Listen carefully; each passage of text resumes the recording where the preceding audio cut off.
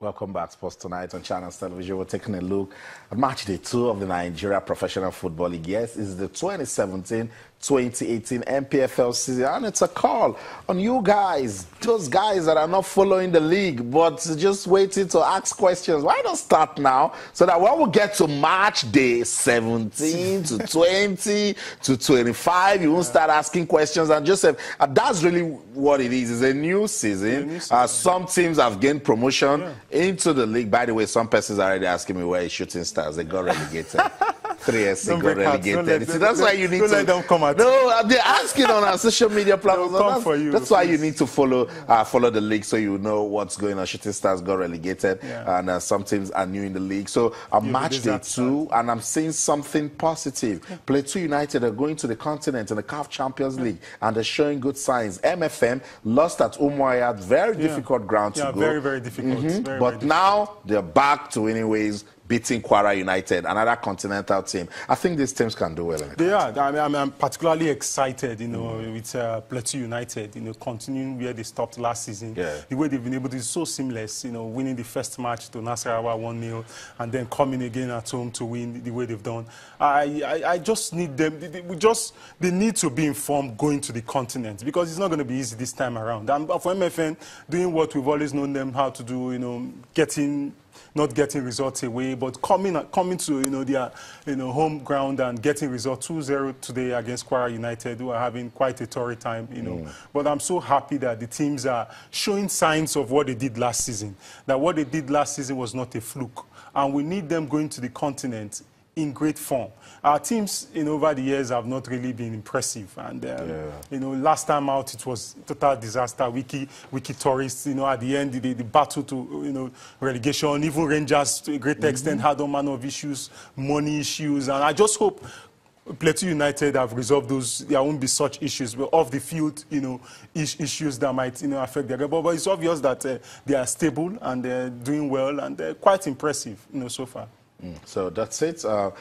Good luck to MFM and Plateau United in the CAF Champions League. In the CAF Confederation Cup is Eimba, and of course Aqua United. Aqua United won their first game. Eimba drew their first game. They drew the Oriental Derby again against Heartland today. Heartland lost, but Aqua lost today. But let's talk about Eimba. I see a team that is good. I see a team that has been playing away from their ground for 2 seasons. Remember, 2 seasons ago, they were in Port Harcourt. Last season, they were at the UGS Stadium in Calabar. They are back there now, and they managed to still make the top 4. It tells you they have quality. So for the state government, if they're interested in making them a formidable team, they should fix their ground. Very disturbing. Paul Igo, a great coach, second spell, in the team, and the way they were able to manage the result last season and qualify for the continent was indicative that this team, probably if they had played at home, they probably would have won the league. They've won it before over 5 times.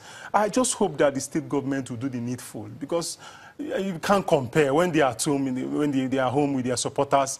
Definitely the results will be much more improved, and they will feel much more fired up, to play. Then you have your fans behind you. The bureaucracy and that has made the entire thing stall now for the second season. It's taking too long. I think it's high time they did the needful and fixed this issue. It's really going to, because they're on the continent this year, and who knows what it would, to what extent it will affect them. Because, Eimba has always, whenever they're on the continent, they've always played at home. Right now they are technically away, and quite disturbing. I just hope they will do the right thing and fix the ground. So that's it. It's our football, the Nigeria Professional Football League. We love it, and we're excited that it is back. We'll continue to give you updates. This is where you should be on Sports Tonight. We'll tell you. Sports This Morning will tell you more, and our different sport bulletins. We will continue to let you know what's going on as regards the football league in the country. Sports Tonight on Channels Television. Let's get on with the show now. We're still waiting to know where Alexis Sanchez will go, but Theo Walcott is done and dusted. He has left Arsenal. He's now an Everton player. After 12 years, great move for him. And someone says that's not a football deal, it was marriage. That the love of Theo Walcott. Wenger, nobody thought that he would let him go. It was at the stage, it was almost like, father-son relationship. And but that was marriage. You didn't keep a player that long. And some persons thought that Theo Walcott wasn't even delivering the way it was expected? He wasn't. You know, he's someone who has not really lived up to expectation. He should the level that he ought to. You know, he hasn't really. But this is a good move for him. He's a World Cup year. I'm sure he's looking for game time. You know, to be to be able to make it to the England squad. And I do believe that Everton will provide him that opportunity.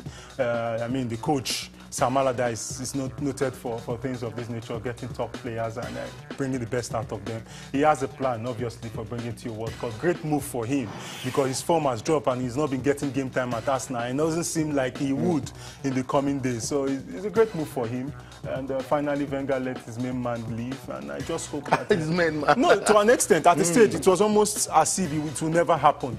You know, that's what it takes when you sign a player when he's very young. You know, it was also difficult to let go of Fabregas at some point, but the money was too tempting. Yeah, very time. Fabregas really wanted to move. Arsenal haven't won titles for a very long time, and the quest to win titles is exactly what pushed Fabregas out of Arsenal, and for him as well. It's the quest to get game time has pushed him out. But I just hope that he's able to get game time and get into the English squad. He's a great player anytime, any day. His pace is one of the best in the world and very fast. I just hope he's able to rekindle his form. That's right. So Theo Walcott has joined Everton from Arsenal. Just want to see, let's see what Theo Walcott can give to Everton after 12 years of service to Arsenal. Yeah. But everyone lately, we just talk about Arsenal. You're asking a question, particularly if you're an Arsenal fan. Is Alexis Sanchez gone? Is he going to leave? Just a matter of Arsenal time. Hold on to him. But I think Alexis Sanchez will go to Manchester United. Well, it's looking so. It's looking like that. There's some small issues to be resolved, you know, with the team and Mkhitaryan issue. They are still trying to see if they will get him into the equation. He would leave eventually. Mickey said, I'm not going to Arsenal. No. It's something what are you guys trying to do to me? I'm not going to. But the thing is that it will be resolved. I do believe he has made up his mind already to leave Arsenal. And Chelsea latecomers trying to, gate crash, the transaction. But I think he has already, made up his mind. He's just finishing touches, and it will definitely be done. For Alexis Sanchez as a player, he's 29. You think he has any option of wanting to turn back and just stay with the Gunners? No, absolutely. He's made up his mind already. And I mean, he's looking for probably his last payday at 29. And looking for a 3-year contract, 200,000, 300,000 pounds, being mooted. And Man U is obviously ready to give him that. Arsenal wouldn't. And trophies as well, working with Jose Mourinho. And I think he's looking at it and realizing that he cannot really achieve that with Arsenal. And it's time to move on to something. But when you look at the outlook of this Jose Mourinho's team, does Alexis Sanchez fit in? He does. They need a player like him. When you look at the likes of Zlatan, I mean, they've seen better days. He's on his way out. And he's obviously a very creative player. Something we would add to what Pogba does for the team up front, and gives them a much better option, in the attacking, department. He's a great player anytime, any day.